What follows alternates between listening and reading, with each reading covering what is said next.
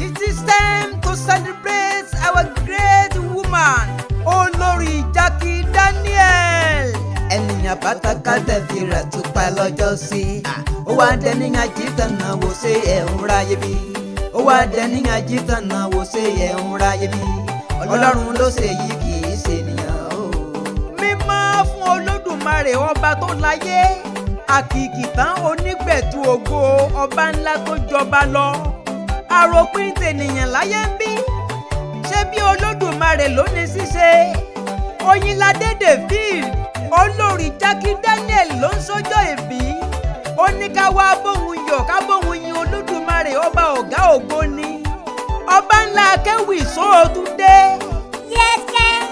Òní ọjọ́ keje oṣù kẹrin, April 7th, ọdún 2025 ọdún ológo ló ṣe déédé ọjọ́ òbí ẹnìkan àtàtà tó rí rẹ́kádùn. Akíkanjú obìnrin amáláwọ̀ bí òyìnbó, Oyinládé David, Olórí Jackie Daniel ni mò ń wí o. Ọmọ wọn l'Òǹdó ẹ̀gìn máa gbẹ́sẹ̀ lọ́kọ̀ọ̀kan. Happy birthday to you ma.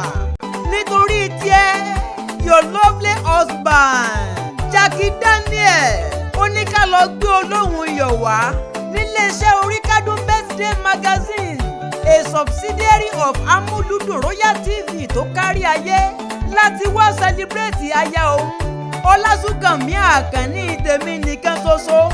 Ó yá láúdà bá ń kọ́ lọ́jọ́ bíi tòní Olórí Jackie Daniel lórílẹ̀‐èdè Germany. Happy birthday to you ìyá wa Oyinládé David, ìyún Olórí Jackie Daniel, ọlọ́jọ́ bíi tòní.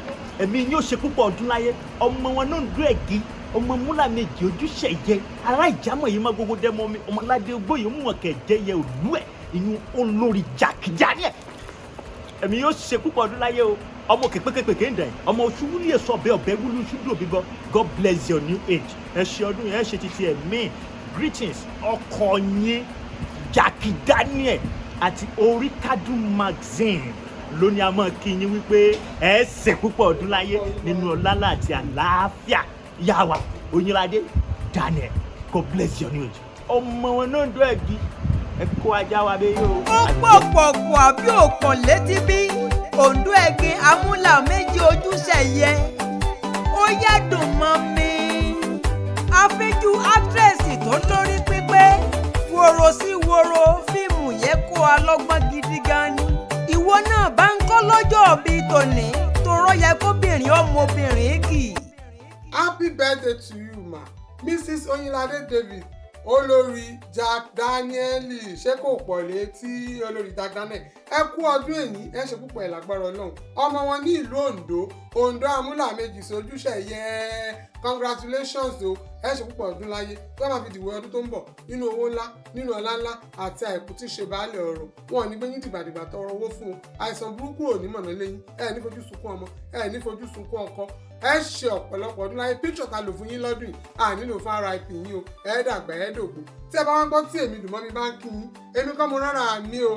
Ọkọ yín Jackie Daniel náà ní kí n máa kí yín àti ààrẹ Amúlùdùn CEO Oríkì birthday magazine náà ní ká máa kí yín pé ẹ kú ọdún, ẹ kú ìyèdùn, long life and prosperity. EPP hooray! Àṣeyẹṣe tún ṣe àṣeyẹṣe tún ṣe.